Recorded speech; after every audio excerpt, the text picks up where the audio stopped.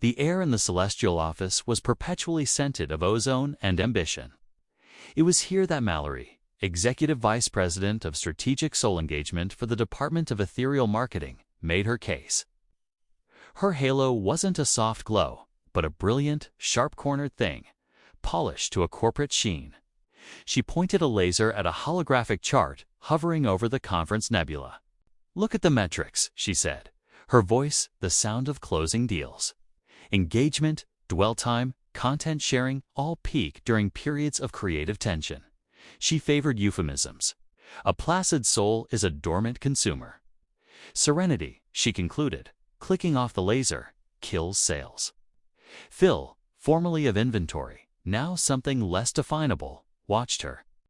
He'd seen the back end of heaven, the infinite shelves of peace and the quiet joy that gathered dust.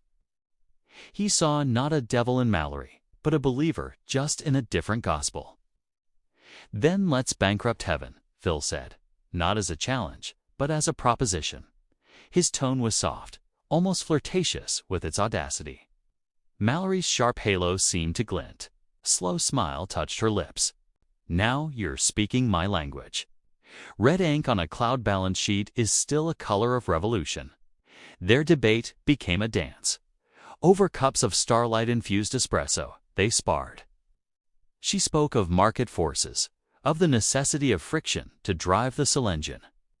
He spoke of inventory that spoiled from lack of use, a silent warehouse of grace. Their intellectual friction sent off sparks that were, to any observer from corporate oversight, highly irregular. The spark triggered a cosmic audit. Manila folders of light materialized, scrutinizing every interaction. Spreadsheets descended, analyzing the emotional yield of their conversations. The audit wasn't about wrongdoing, but about deviation from the KPIs of perpetual contentment. They were questioned separately. "Explain the term bankrupt heaven," the auditor droned. "It's form a shifting prism of protocols." Phil simply said, "To give it all away. To deplete the inventory until the doors are forced open." Mallory, when asked about Serenity killing sales, defended her thesis, but her eyes flickered to Phil's deposition. She saw his words not as destruction, but as distribution. A radical rebrand. Her campaign for conflict was meant to sell more solutions, more healing, more therapy, more gear. His was to give the cure away for free. The audit found them operationally symbiotic, but philosophically volatile. They were given a warning. As the prismatic auditor vanished, they were left in the sudden quiet. Mallory looked at her charts, then at Phil. The sharp edges of her halo seemed to blur, just for a moment in his reflection. "You propose a product recall," she said, "on the very concept of debt." "I propose a fire sale on forgiveness," he replied.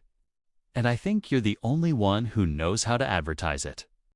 She had spent epochs selling the itch so heaven could sell the scratch. He showed her a heaven that had forgotten the scratch was meant to be free. Their flirtation hadn't just bent rules, it had exposed the ledger. Her conflict, his bankruptcy, they were two sides of a coin trying to buy back a soul already paid for. Now, the question is, who profits when you stay angry? The machinery of conflict, indignation, strife, eternal grievances, rarely ours. It is often owned, operated, and monetized by entities that thrive on our division. They sell the anger, then sell the antidote, locking us in a cycle where our pain is their product. Mallory saw the sales. Phil saw the stock shelves of unused peace. The most radical, inspiring act is to audit your own soul. Ask, who is cashing the check when I fuel this resentment? Then, choose the revolutionary, bankrupting act. Give away your forgiveness for free. Deplete the inventory of your grudges. Let grace go out of business in your heart. For, when you cease to feed the machine with your fury, you reclaim the one asset that was always yours, your profound, unbuyable, and everlasting peace. That peace isn't a sale item. It's your native state. Close the account. Be your own reward. This story was brought to you by Methos and Metrics Media. Please subscribe for more enjoyable stories.